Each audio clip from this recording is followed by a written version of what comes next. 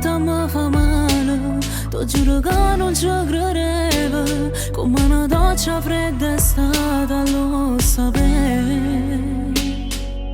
Che si può provare a dare un cuore innamorato a chi ti va solo spogliare, ma che basta non ti voglio chiudere.